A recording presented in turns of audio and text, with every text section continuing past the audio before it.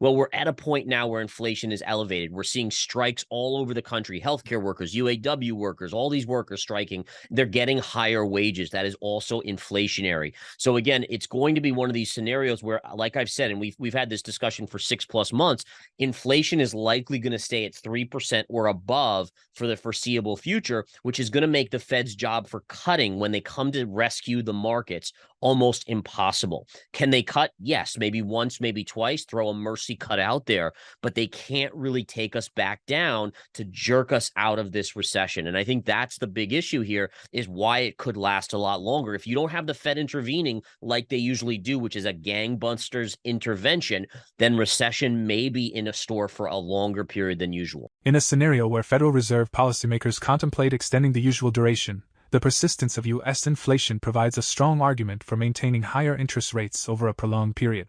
In this context, futures prices continue to suggest a modest likelihood of an additional rate hike, while concurrently reducing expectations for the magnitude of rate reductions in 2024.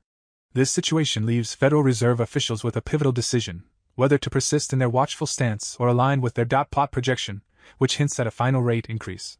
George Gaughan, an analyst at MUFG, asserts that recent Fed commentary reflects a shift in their perspective, transitioning from the question of how high interest rates should rise to how long they should be sustained. Moreover, Gareth Soloway anticipates an extended recession with no imminent prospects of intervention. Despite Gareth Soloway often being labeled as a steadfast market bear, his reasoning behind this outlook is rather compelling. In an environment where monetary policy and market dynamics are in flux, these contrasting perspectives highlight the ongoing debate within the financial world about the path of interest rates and the broader economic landscape. Federal Reserve policymakers face a complex and nuanced decision-making process as they navigate the intricacies of the current economic climate. Believe it or not, it wasn't the greatest of jobs numbers. And I know the headline number made everyone say, wow, that's an amazing growth of jobs, 336,000. But if you actually go under the belly of it, it's kind of like looking at a car and saying, wow, that's a great car. And then you look under the hood and you're like, oh, this is a lemon. The same thing with this jobs report. And what I mean by that is that full-time workers actually declined while part-time had a major gain. And in fact, if you look at the last 3 months, full-time jobs gains are actually a loss. It's down about 600 and change thousand in full-time work. And what does that tell us, right? So it tells us that the underlying economy is starting to weaken. More part-time work is being taken on because they can't find full-time jobs. Then throw into that President Biden, I believe, had a press conference around 11 a.m. on Friday when the jobs number came out. And he actually said, expect to see weakness in the jobs market. So he's basically telling you what is coming. The numbers in the underbelly confirm that. And we saw the yields after initially popping on that jobs report, and the dollar as well. We saw the yields coming back in and the dollar actually turning negative. So the market loves a lower yield and a lower dollar. I think, at least from a government point of view, it becomes very political, and where, you don't want this to surprise people. And all of a sudden, going into next year's elections, the unemployment rate starts to spike and people are losing their jobs. So what he's trying to do is he's saying, hey, listen, it's been a great run, but guys, we have to prepare. There's going to be a slowdown here. And he's doing that to kind of cushion the actual event so people aren't shocked when it actually comes. But it's coming, folks. I mean, it is coming. The fact that Jerome Powell, a couple months ago said he didn't see a recession, that's like the kiss of death right there. You definitely have a situation where Ben Bernanke did that in 2008, and look at what happened in 2008 and 2009. But again, the data out there is showing us that the economy is absolutely slowing, that the government is adding jobs. This also skews things, right? The government basically has a free paycheck at this point to add as much as they want. We've seen the U.S. deficit or the debt go up sky high, adding something like $500+ billion in a couple of weeks. We're now at 33.5 trillion. Now you throw in interest rates where they are, and ultimately this is putting us on a crazy crash scenario down the line in terms of how much debt we are taking on, and obviously the interest that we're paying. So you go to the jobs data, it is showing us weakness. We see the government doing most of the hiring. That's never a healthy thing. You want to see the private sector doing most of the hiring, and then throw in the fact that debt is soaring. That is not a good recipe. It's all going to come down to how fast the economy declines, right? So the Federal Reserve has made it very very clear they're okay with a slowdown, a recession, in fact. But the question is if it gets really dramatic, if we see a fall off a cliff type scenario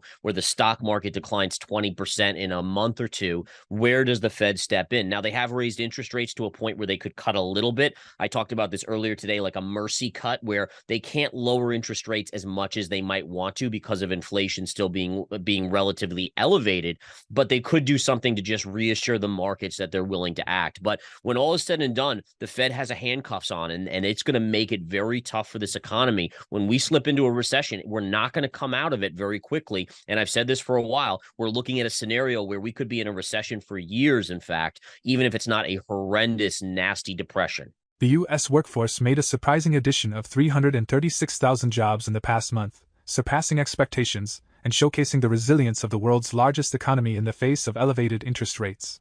This substantial hiring surge led to non-farm payrolls increasing at nearly double the rate anticipated by economists for September, and readings for July and August were also revised upward, with 236,000 and 227,000 jobs added, respectively.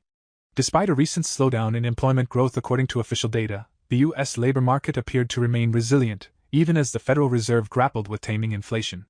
This development fosters hope that the central bank can steer the U.S. economy toward a soft landing, characterized by normalized price growth and an avoidance of recession. The closely monitored monthly report, seen as a key indicator of the U.S. economy's health in both Wall Street and Washington, remains significant. It's worth noting that this report excludes farm employment due to seasonal variations. The headline unemployment rate remained steady at 3.8% last month.